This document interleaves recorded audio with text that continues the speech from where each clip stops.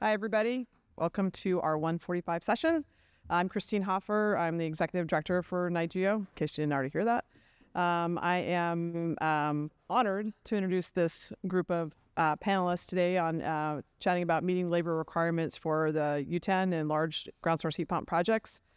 With us today, we have Emily from Eide Bailey. Emily is going to talk specifically about federal tax credits. She's a manager with energy credits with the organization. Tom Carrigan is with Local 7. I'm going to talk about him a little bit more in a minute. Harrison Watkins is with LiUNA, the laborers, and Michael is with the operators.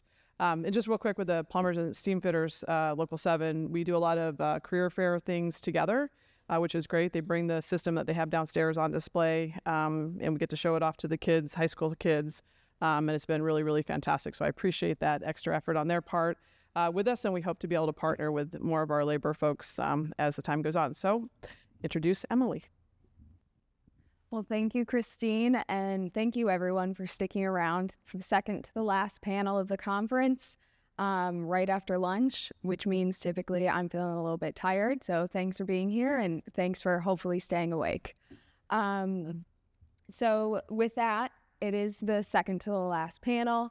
We've talked about the Inflation Reduction Act a bit throughout this, so I just want to gauge our understanding on it. Specific to the Inflation Reduction Act, Section 48 in regards to geothermal tax credits. Where is our knowledge on that? Raise your hand if you're aware of Section 48 tax credits. Okay, perfect. I just want to know, where we are in this group. Because today our main discussion is more so about the workforce and why that is important, at least in regards to the tax credits, is prevailing wage and apprenticeship rules that need to be met in order to get the tax credits. So with that, we'll take a step back. The Inflation Reduction Act, a lot of these tax credits were added or modified under the Inflation Reduction Act. Today, we're specifically talking about Section 48, Section 48E, which is where geothermal tax credits fall under. And so with these tax credits, if you're installing one of these investment properties, solar, wind, geothermal, there's an opportunity to receive the tax credit with a few different things that you need to meet along the way, but there is an opportunity for the tax credit. And so with that, the tax credit starts at a base credit of 6%. That's not the best. We want to get you to this increased credit limit of 30%. And with that, there's a few requirements. One, if you're under 1 megawatt, you get automatically to that 30%. And so if we are one of the smaller projects, typically what we see is that's, under 150,000 square feet for geothermal, 284 tons. Or if beginning of construction was prior to January 29, 2023, we're not really seeing that anymore as time has passed and those projects have completed. Or you're satisfying the prevailing wage and apprenticeship requirements. And so that's what we'll dive further into later. There's also some opportunity for some bonus credits as well, domestic content, energy, community, to get you above that 30%. But in order to get to that 30%, that increased credit limit, you need to meet one of these three items. One other item I want to touch on in regards to the Inflation Reduction Act is the two ways to monetize that they added. There's direct pay, which allows nonprofits, tax exempts, to play in this tax credit space with a direct payment to them if they're installing geothermal, solar. We've seen them get money back from the government in terms of tens of millions of dollars we've received back for our clients, schools, churches, nonprofits, transit authorities, for installing any of these properties. And then transferability, transferring tax credits and selling tax credits as well. So back to the increased credit. For the projects over 1 megawatt or 284 tons in terms of geothermal, you need to meet prevailing wage and apprenticeship requirements. Prevailing wage is defined by Davis-Bacon, kind of those rules. The risk is maintained by the taxpayer. And really the documentation you're looking for is some sort of identifying name ID. You're looking at the work classification, hours worked, rate of pay, and fringe benefits, and making sure that they align with SAM.gov prevailing wage outlines. And there are really steep penalties that do go along with prevailing wage if you're not meeting it and you are claiming the tax credit. And there's also an apprenticeship requirement along with this as well. So first, you need to start out with a registered apprenticeship program, either with a contractor or the state, and you need to register apprentices. And then there's a labor hours requirement. So this is 15% of the labor performed on the project. 15% of those hours need to be performed by an apprentice across the whole project. Then also there's the apprentice to journey worker ratio that needs to be met. So that's coming from, State Department of Labor ratio, sometimes contractual bargaining agreement, but that ratio needs to be met as well. And then there's a participation requirement where if a contractor or subcontractor employs more than 4 workers on the project, you need to have an apprentice there. So there's a few different requirements for the apprenticeship portion as well. There are some exceptions to it because I think we've seen some struggle with either getting registered apprenticeship programs or finding people that want to be apprentices. And so there's the good faith effort, which is where you're reaching out to Department of Labor's and documenting that you put in the good faith effort to find these apprentices, to try and get them on your project, and they're just not available. And so there's that, or this seems more like a penalty to me, but if you're not meeting that 15%, you have to pay $50 per labor hour if it wasn't an intentional disregard. So there's that as well. And then I just wanted to speak on some of the challenges that we've seen. So I'm coming from the tax credit space. We're working with the clients who are installing these geothermal projects, and we're looking at their prevailing wage documents, getting their payroll from their contractors and reviewing it, going through it, making sure they're not foot faulting or any deficiencies, because like I said before, there's steep penalties. So in regards to prevailing wage, you need to pull the document from sam.gov, and there's 3 different construction types: building, heavy, and highway. And we've had some back and forth with contractors saying, well, we're the heavy construction type, which is usually less, the wage is typically lower on those than we've seen on building, but you're working with the school, and so you really need to follow the specific construction type that you're working on. And so we've seen some discrepancies there. Also with job classifications on sam.gov, there's sometimes people don't align with specific jobs. For that, you need to reach out to Department of Labor to really make sure that you align with a specific job classification, because that's where the IRS could come back and say, you classified them as a laborer, which is paid less, but actually they're doing the work of an electrician or something to that extent with a higher pay. So that's some area for audit that we're really looking to mitigate. And then also just people not paying the hourly wage of the prevailing wage or having struggles with overtime where you need to pay 1.5 times the base plus fringe. And so we're seeing deficiencies there. And you really need to catch those to not incur any penalties. And then also with the apprenticeship program, we're having some struggle there. You need to have a registered apprenticeship program. And so we've seen some drillers in the past for our clients that are going out, talking to their Department of Labor, trying to get their program registered with the state, and it taking over a year.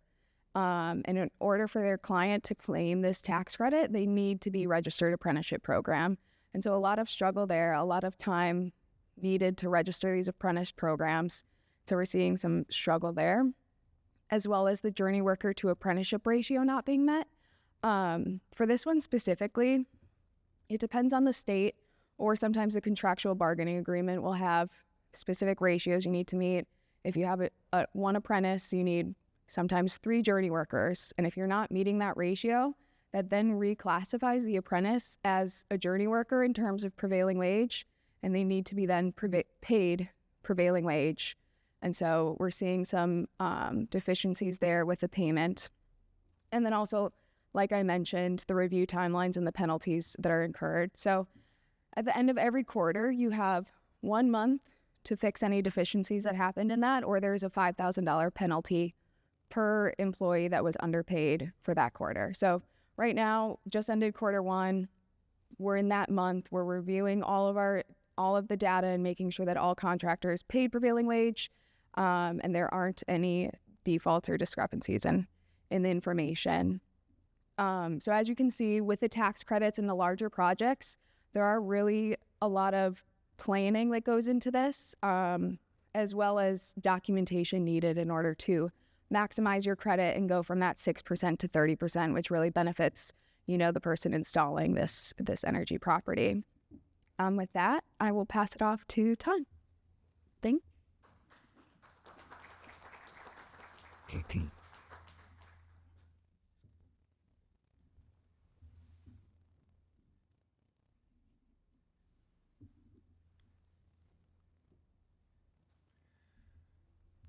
Good afternoon, everybody. Just going to give you a little outlook on how union labor, specifically the plumbers and steam fitters, could benefit your project. So maybe some people in the room haven't dealt with union contractors in the past, but when you have to have a registered apprentice program involved and you need to use apprentices, we would be a resource for anybody coming into a different area. So a little bit about myself. I've been in the plumbers and steam fitters for 38 years. I'm currently the business agent at Local 7, and I did take the ISHPA accredited installer class this past year just to get more information on geothermal and, trying to work on getting our program where we should be. Kind of went over a little bit on we have PLAs coming into our area, and where all the multiple trades are working together, where we should all kind of be. So like I say, when the drillers would come in, drilling the holes, we'd have our forecast would be an operating engineer and a laborer working together on that. Like I said, when they get into the excavation, once the borehole is done, and they're going to put the loop down the well and they're going to grout it, it would be an operating engineer and a laborer. Like I say, they would be working together to get to that point. And then once the bore hole is done and the loop is down the well and it's grouted, the pipe fitters would run the horizontal piping. And then when we get into the hydro testing, so pretty much that's the way that we see how things would be moving on a big PLA project. So everybody would be working together. Unless a driller comes in and that they would be working with the operating engineers on that. But that's just a little scope of how we envision a PLA moving forward. Like I say, that would be outside. Inside the building, as everybody knows, we pipe fitters be setting equipment. Pipe fitters would be running all the mains and branches in the building. Condensate trains would be the pipe fitters. The power control wire and electricians. Obviously, ductwork's going to be by the sheet metal workers. Insulators are going to be doing all the piping insulation. And like you say, the flushing of the loops done by pipe fitters. But the one thing about a job like this, a PLA project, you're going to have multiple experts working at the same time in different directions on the same task. It's not going to be one company doing everything from start to finish. So we get into a big scale project where we need to get a lot of work done in a short amount of time. That's where this would be a resource. And like I say, starting up, everybody's going to work together simultaneously to get that task done. Like I say, one thing we've been working on our own situation at Local 7, along with our business manager and our training coordinator, we started training all our apprentices on geothermal this past year. So we were working on, we actually ran a class with system design. We worked on all the installation basics of what they would need to know. We kind of looked at what they would need to know walking in day one on a job so they could be productive. We also, our training coordinator set up HDP certification for all our apprentices. And then we actually went through the process of, we made a mock-up well, and we actually put the piping down the case. We actually grouted it, and we actually cut the case. So we actually simulated what we would do in a table manner. But we got everybody involved, and we got that done start to finish. That worked out pretty good this year. And as an ongoing basis, we're going to continue to keep moving forward with this. So when we need that workforce here in the Capital District area, the people are going to be there.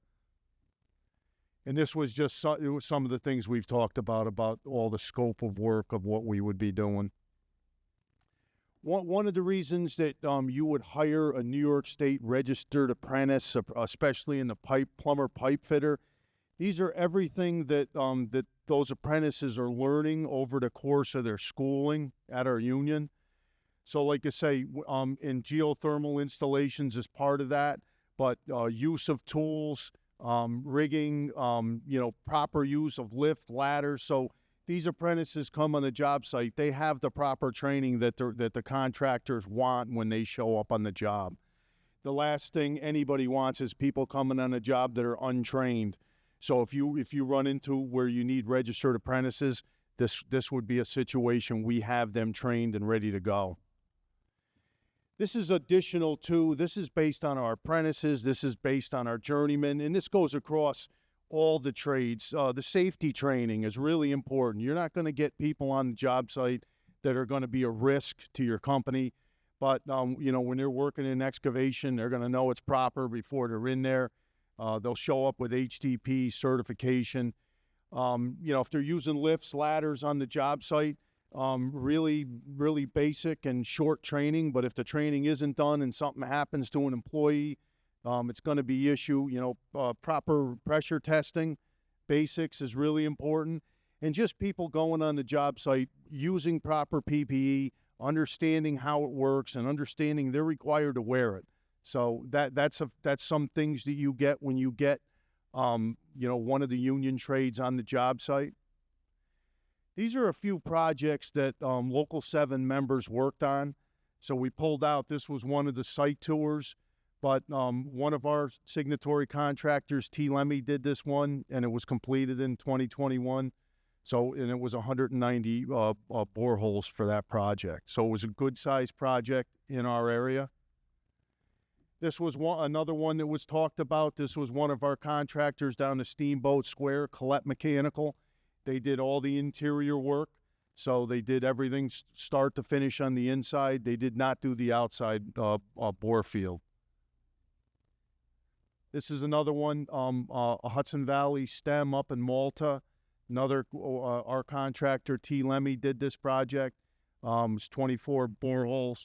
And this project, they did the interior work only on this project.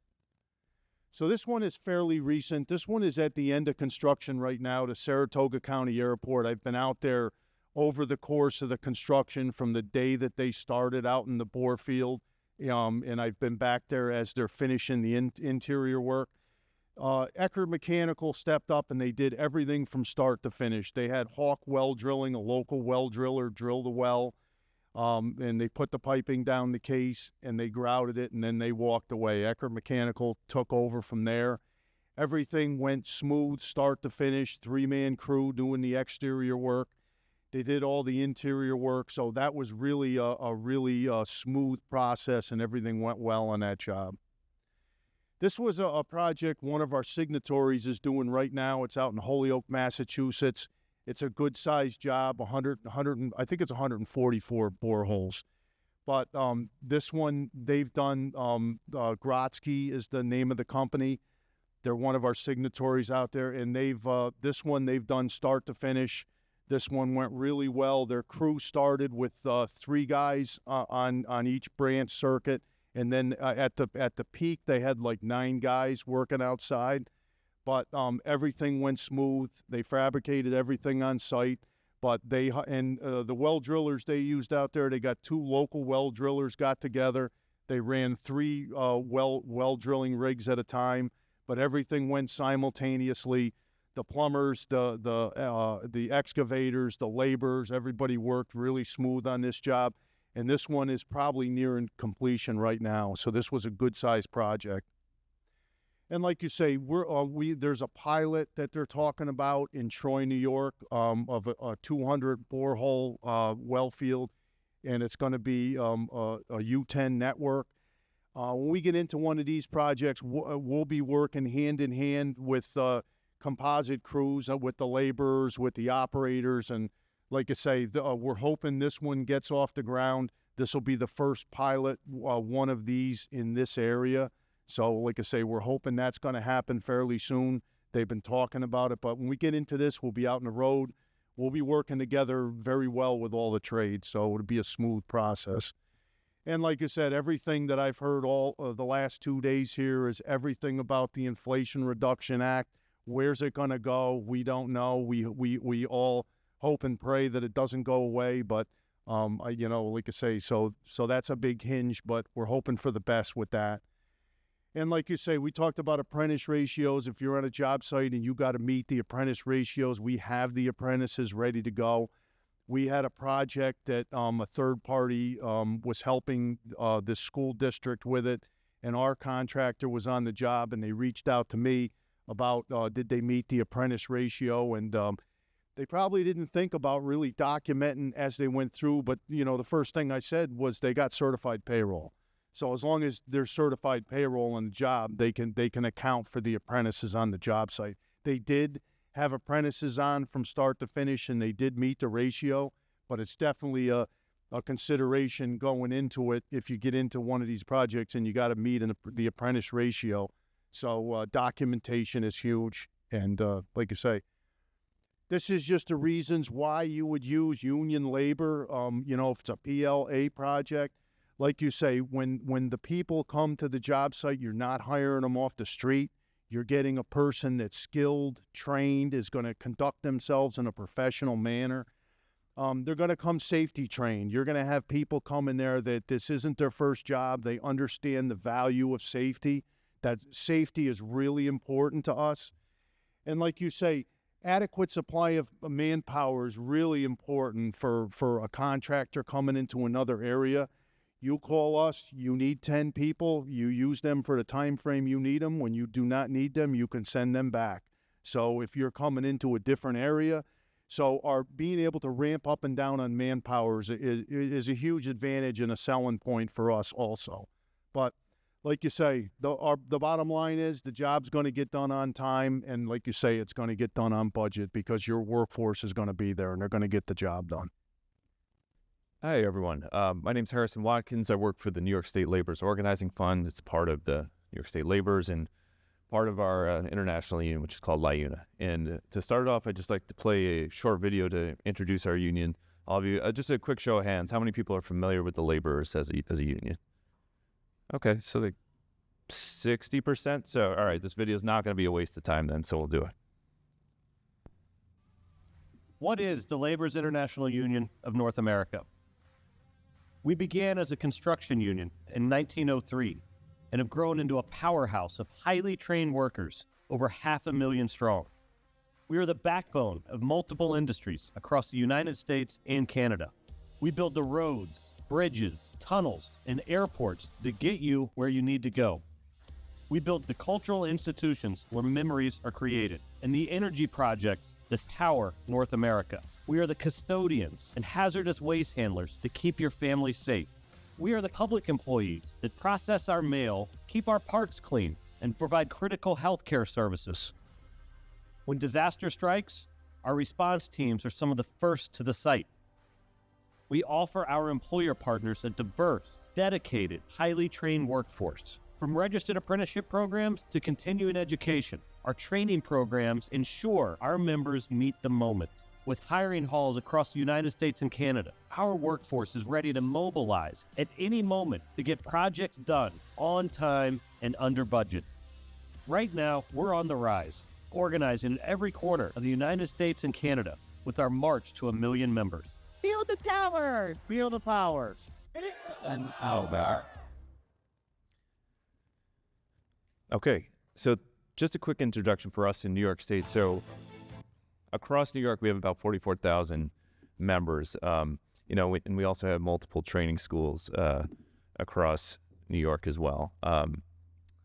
And one of the, I just want to briefly hit on, what, some of the things Tom talked about as well. Geothermal's relevance to us.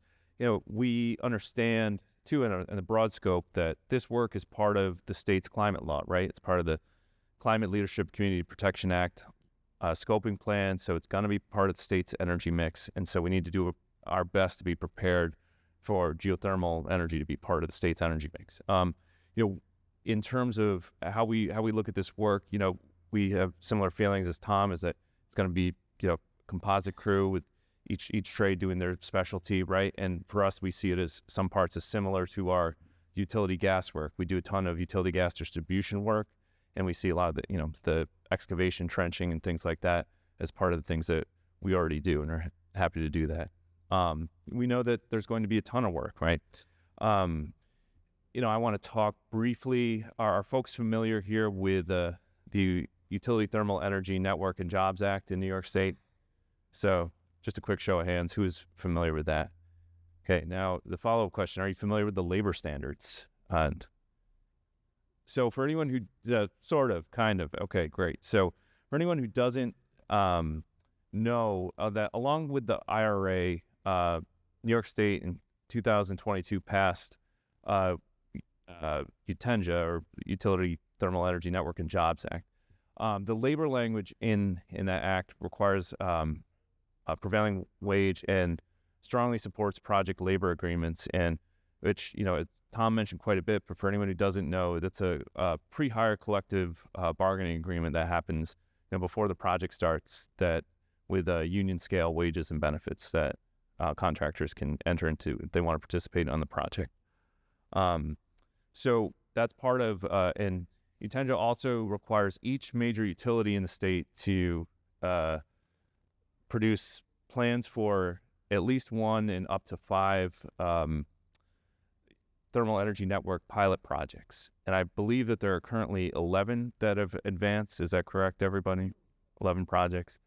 And also part of the labor language in this law is there's strong language in there about direct entry apprenticeship programs. Now, all the trades here, us, the operator, the UA, have strong and excellent apprenticeship programs. We're very proud of ours.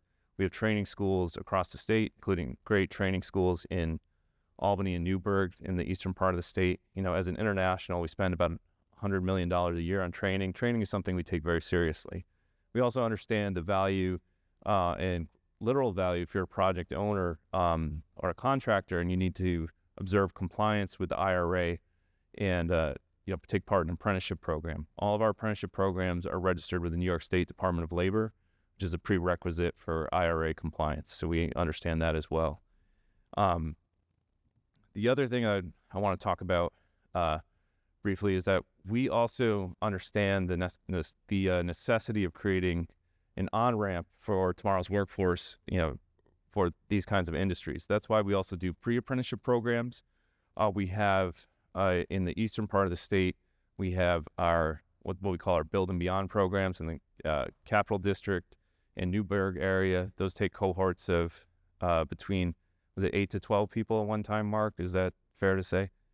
Yeah, 8 to 12 workers. And these are folks who have little to no construction experience. And so what they get is they get basic hands-on construction experience, OSHA 10, safety training, how to use PPE, basic, we also do renewables-based training, and then from there, they're directly indentured into our apprenticeship program with that time spent in the pre-apprenticeship as a credit, both classroom time and hands-on time. And so we've been, the Newburgh program has been running for a few years, for 5 years, and I believe this is the second year for the Capital Region program. And we have a pre-apprenticeship program in Buffalo, which is on its 3rd year. So we understand, that this work is going to hit, and it's going to hit big. And, we're making sure that, we're prepared for it, both by, training our workforce through apprenticeship and doing pre-apprenticeship work so that, because we take seriously NYSERDA's emphasis on engaging disadvantaged communities and bringing them into the workforce. And, beyond that, in terms of, all the trades working together, I want to echo what Tom said. We have a lot of experience doing that. It's on every PLA, all trades work together. There's plenty of work to go around. This is something that we're going to get done safely, on time, and on budget. So thank you.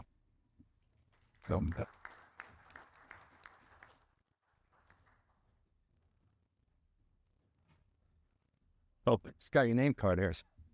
Your squeezins, okay, off.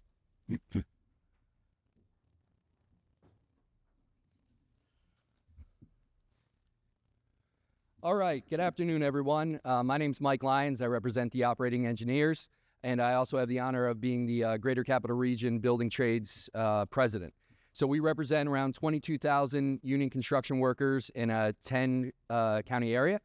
And right now we have so many PLAs out there. And again, show of hands, does everyone in the room know what a project labor agreement is? Couple people, maybe half the room.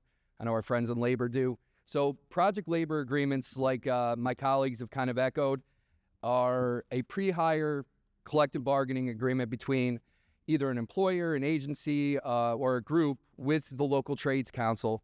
And there's a lot of benefit, right? And again, with the geothermal and a lot of the legislation that's been passed with green energy, PLAs definitely are something that NYSERDA and the state are looking for, that kind of collective bargaining relationship between contractors and local labor.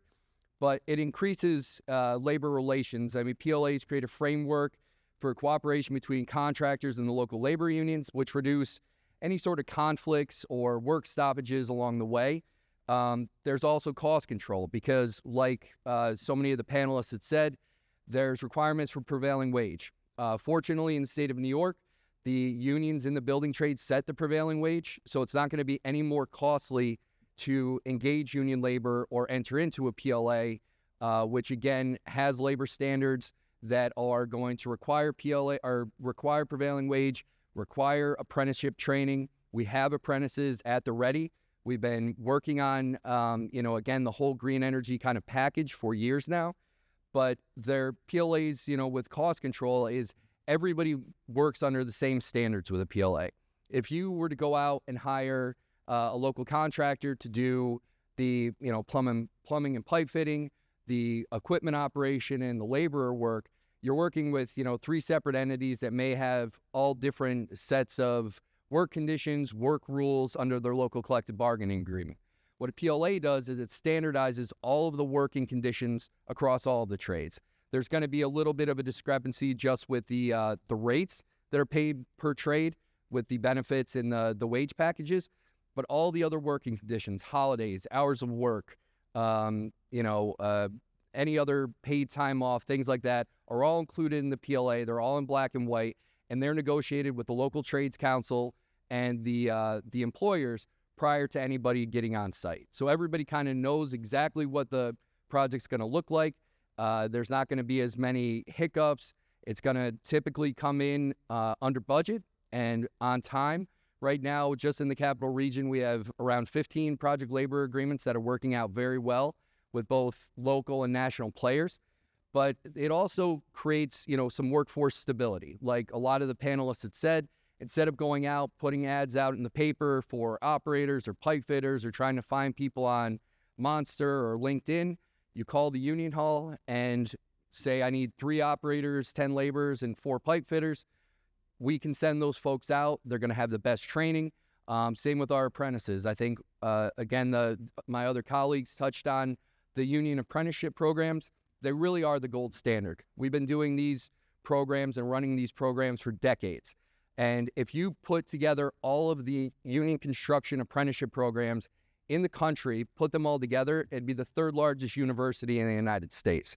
So it really is, basically college for folks that don't want to take that traditional, I'll call it, path and want to work with their hands. And the best part about the apprenticeship program that's kind of left unsaid is you earn while you learn. You learn the trade, you learn the tools to have a career, not just a job, for your entire life. And those are things that are transferable if you're working in New York or working in California. So you earn while you learn. You're not going to have a huge college debt. It really is one of the things that we work on so hard, is to go into the schools, meet young people, to try to bring them into the trades, because it really is such a lucrative option than going to college. I mean, how many people know kids that kind of, I'll say, get forced into going into college, come out, have no idea what they want to do, and have insurmountable debt? They have hundreds of thousands of dollars of debt. They might get a job starting at $40,000, $50,000 a year, and it takes them 20 years before they can dig themselves out of that hole. We have apprentices right now that are working on other big green energy projects, namely the Champlain Hudson Power Express right now, which is a transmission line from Hydro-Quebec to New York City. We have apprentices right now that are making, $20,000 a month, 18, 19 years old, working very hard and working, to earn every penny. But it really is one of those things that when you think about the union trades and think about PLAs, these are all requirements that have to be met under the CLCPA and also under the new legislation that's come out in the past couple of years, that you need to utilize apprentices. So instead of just, again, hiring somebody off the street that has no real background, has no training, we have those folks at the ready to hire the next day to send out on your projects.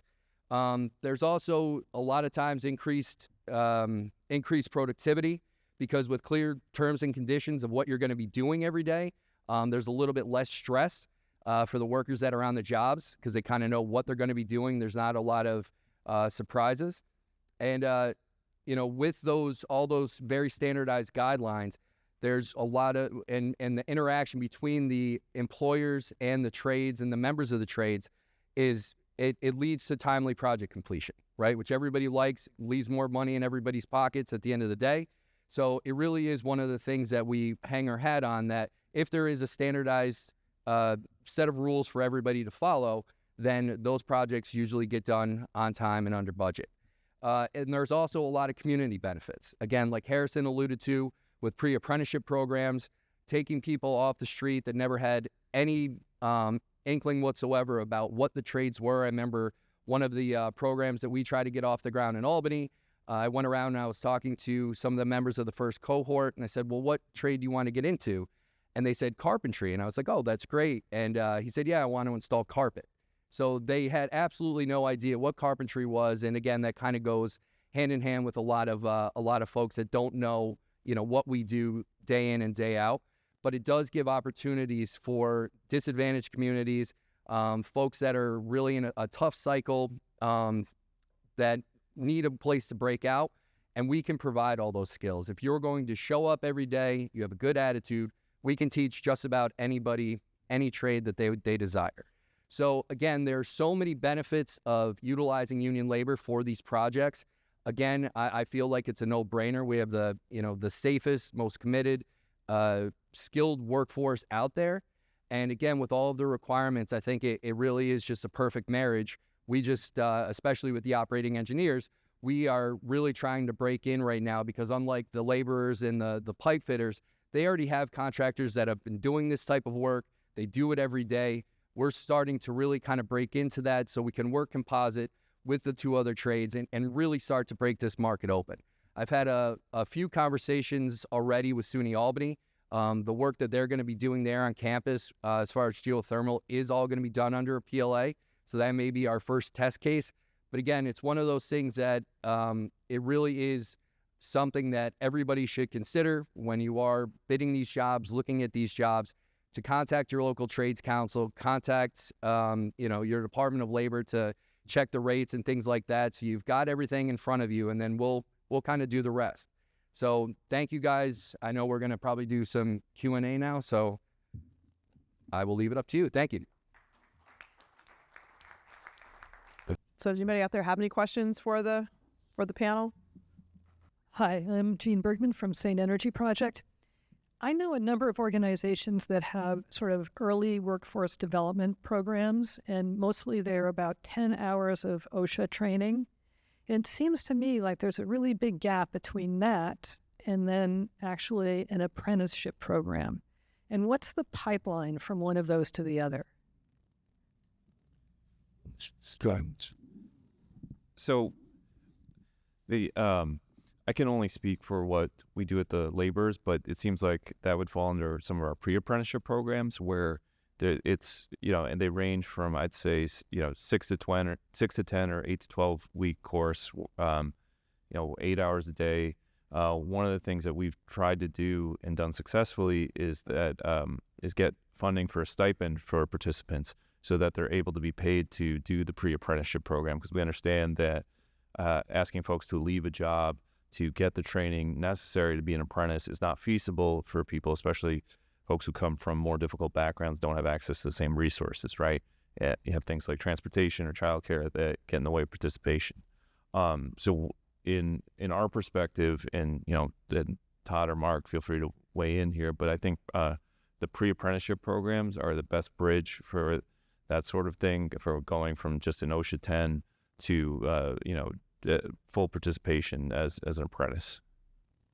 Then can I just elaborate on that? Like, what's the pipeline? So that person went through the program that Gene just mentioned, then how do they get from that to you? Sure. So there's we have a number of community-based partners. For example, we work closely with this organization called CEO, Center for Employment Opportunities. They work with folks getting out of prison, so it's formerly incarcerated, and they are able to do all the kind of soft support skills stuff, preparation for a job interview, just things like, different stuff. So they have that kind of support. And that's not the only one. We also work with the Seat Center in Schenectady. We work with various community-based organizations. We're closely tied in with, this is a different thing, but we're closely tied in with BOCES, all over the state. And so there are multiple entry points, but usually there's a community-based partner that we have a strong relationship with that can help the participants with some of the things that we're not able to do.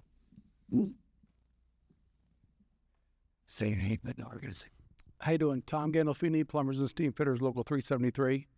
With the Build and Beyond program in the Hudson Valley, it's associated with the building trades, and every different local union has a direct entry with that program. So the students go through this, I think it's a 10-week program, Todd. And then they also we have a great instructor there. He's actually one of the laborers. He does an awesome job. And he contacts every different local union. And what they do is they come to site visits to your training centers. And at the end of the 10 weeks or 12 weeks that it is, they get to choose which local they would like to get into. And then through this direct entry, the local union, if there's opportunities, we'll pull these apprentices in. Because a lot of them, like they were talking about earlier, they don't know what each trade does. So with the site visits, when they go through, like a lot of kids, they want to be a welder, right? They don't understand that multiple trades do welding, right? All of us at some capacity or another do welding. So once they see the different aspects of every trade, it gives them a little more clear picture on which trade they want to go into. So the Build Beyond program that we have works great, and it does give them an opportunity for every different trade.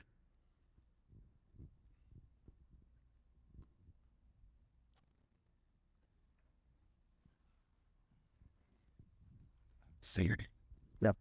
So I'm Steve Hinternetter, and I work for Phoenix Foundation Company, which is not the Phoenix Energy company that is also here.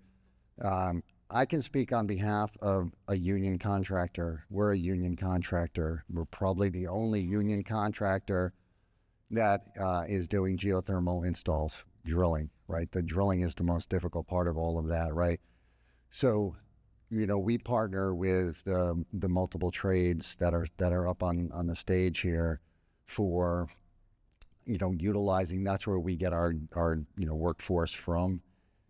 And, from a training standpoint, we expect everything that they've already said, right? The unions are really great at getting, their folks trained. And then when we bring them on board, we don't care how much training they have, we have to train them. So we spend a lot of time training. For a driller to learn how to drill takes 5 years. It's not a 5-minute, 5-week program. They really have to have the opportunity to actually be doing it. So I came to this event last year having not done it. There's a call for drillers to be entering this, industry because there's so much work out there. And this is how we get our trained staff. We're capable of drilling at 10 different drills at the same time. We have 10 different drilling crews. So and every one of those as a minimum with us probably 5 years. Some of them have 30 plus years experience drilling. So it's a constant thing. And as we're seeing from the union side of things, we've entered this market because there's a need for it.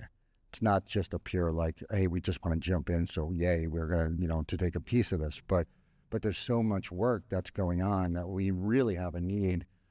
to be doing this. Now, again, we're based in Massachusetts, and every union hall either has one or multiple halls throughout all of Massachusetts, all of Connecticut, Rhode Island, all of New York, right, all over the place. So we've been spending a lot of time communicating with every local that we're looking at areas to work with, so that way we can, you know, bring some of the people who travel with us all the time, supplement them with the trained folks, you know, that they're training in their facilities, and then we can start to, you know, support the whole industry here. So, but you know, it's a different perspective. It's the, you know, as the employer, like I get they train them, I still have to train them, because there's a lot more that has to go into it. The very detailed work, because we want to make sure quality control is high, not where it's currently at.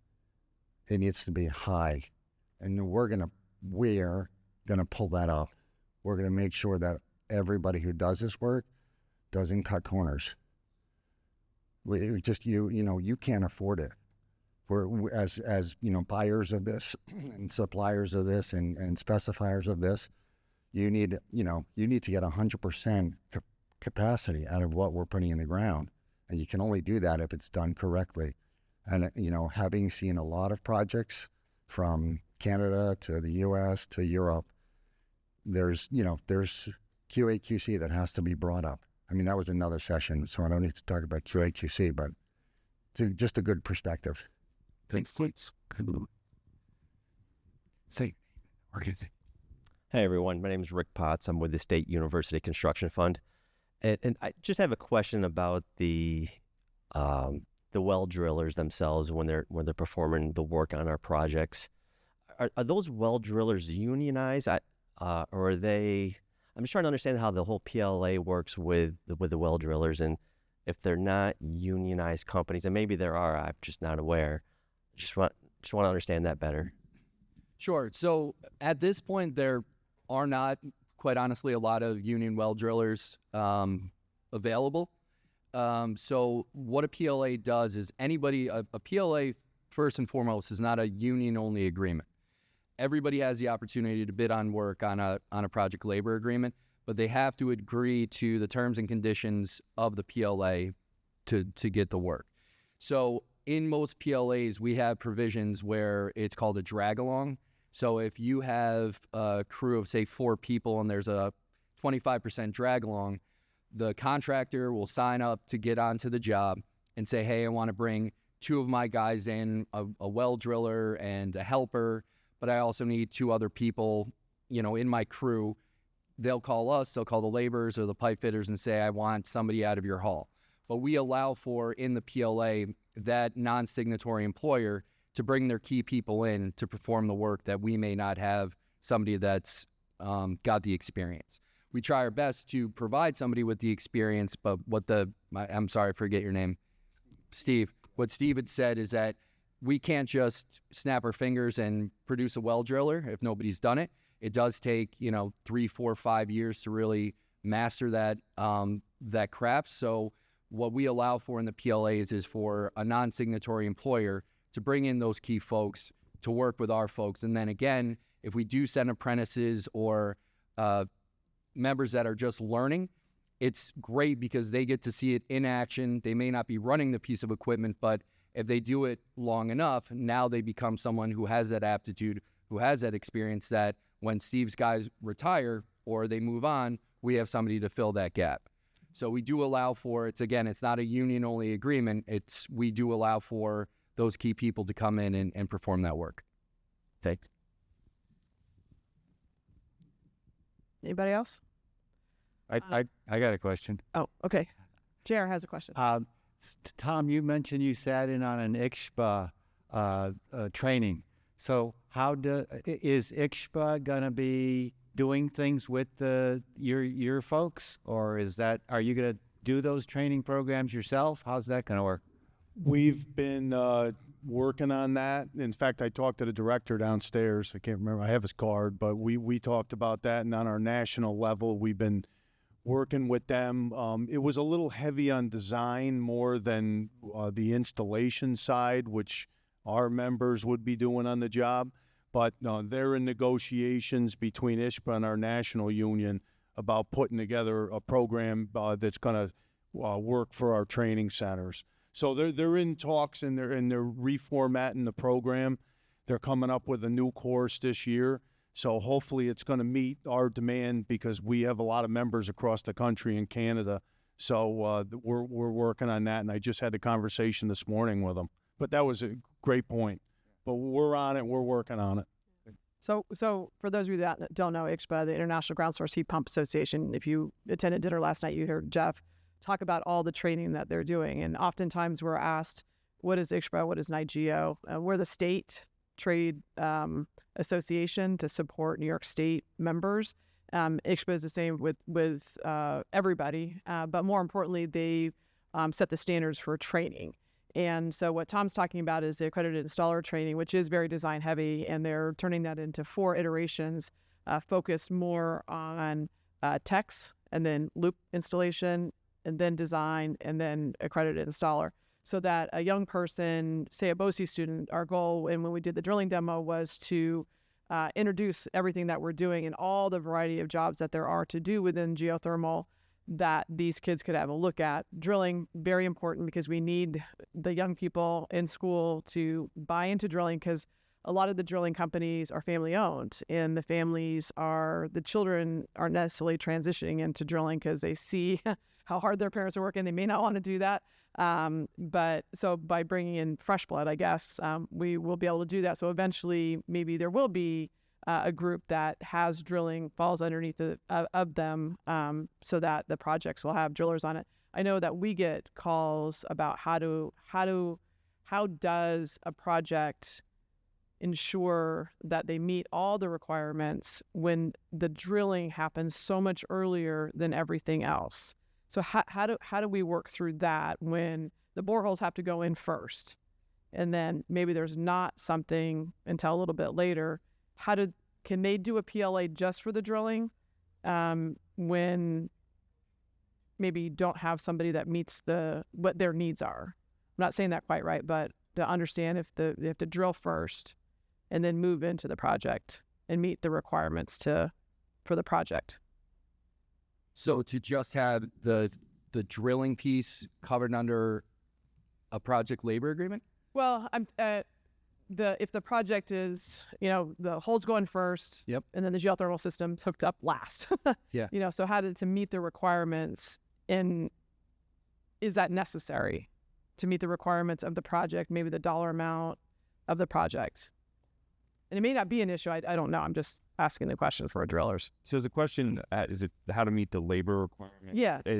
I think, and guys, feel free to jump in, but it would be covered under the regular PL. Everyone understands that different phases of the project take place at different times, and the tag along clause or drag along clause that Mike mentioned would just apply to the beginning, and it would be appropriately sized for that scope of work for Correct. the PLA, right? Yep, that's right. Okay. Yeah, so it wouldn't be a Okay, great. We did have that question. I couldn't answer it from somebody that was thinking about doing a geothermal project, and so that was very, very helpful. Great. Also want to add something to what JR say about with regard to the trainings and certifications. I think for for the laborers, we can generally run in our training school, and I don't want to speak for the other trades, but I assume it's similar.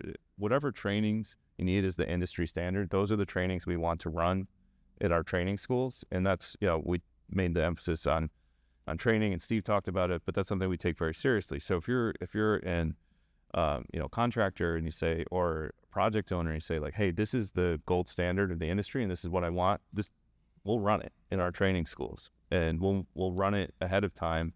And partially to the other question about how to achieve compliance with the PLA and the IRA, part of that's just being in constant communication with us. So we field these questions all the time, and are always happy to work through things and work through potential problems. It's nothing new. Well said. Great. I appreciate that, the desire to work with ICHPA and their training programs. And just to take that a step further, is that with ICHPA and their training programs, is they have a train the trainer program, so that eventually you won't have to lean on ICHPA. you'll have enough people within your own organizations that can provide the accredited training specific for geothermal, which is really, really fantastic. Yeah, so I mean that's how it works a lot with other certifications like hazmat, OSHA 10, OSHA 30. We send our trainers to go get that knowledge, so then they become an accredited trainer. So it'd be very similar, in this circumstance, that we would have our trainers become master trainers to then train our workforce the same way. So terrific. It's wonderful. All right. Any other questions? Hi, I work with the Central New York Regional Planning Board and run our local regional clean energy hub. Mostly we work with much smaller projects, but we do occasionally get a larger multifamily building or commercial or municipal building coming our way saying, we want to get access to these tax credits and where do we start? I've only had a couple of those, but I feel like we're going to be out there more in front of people soon, and we'll be getting more of those questions. So how do we start people, say it's a town supervisor, they've got a town building that they want to turn geothermal, they want to get the right tax credits, they want to use the right labor. Where do we get them started to make sure that we do it right from the beginning? Gosh, Call Emily. I knew where to send it. Yeah. So where we're typically brought in is like beginning design stages, where you have a plan or at least an idea, and we're able to educate you on the tax credits that are available. And then we hope to get, especially for these bigger projects where prevailing wage is required in order for the increased credit, getting involved in the design stages, bids, making sure that the contracts are correct with like the correct language on prevailing wage and apprenticeship and what you would require.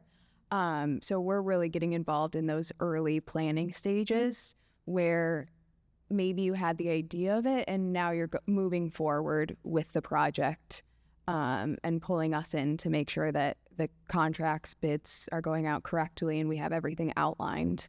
And it's understood across all contractors what you'll require of them for the monitoring and reviewing process. So after the design stage, but before the bid stage, basically? Right. Okay. And then, I'm sorry, Emily, would the say like a project like that, this person knows nothing, let's say they're me, that would you give them the information that they don't know that they would contact our trades? Is that part of that? And how would that same project, how would they know to meet those requirements that they need to call upon our leaders here? Yeah, so I would say once we're engaged and we're working with you, the person installing this and the owner, we're also working with all your contractors, project managers, everyone that's going to be on the project and installing the geothermal specifically. And so we're working with them directly, outlining what we need from them, making sure that they have registered apprenticeship programs, and that's all set prior to the project starting, and then outlining, we'll need payroll, and just setting expectations early on. Thank you. Christine, we're about at time, but the good news is that this session is being recorded. It'll have the slides and it'll have the audio as well, probably in a month or so when we get to put it on our website. Yeah. So thank you to our panel. Thank you, Emily. Thank you, Tom. Thank you, Harrison. Thank you, Michael. And thank you guys for attending.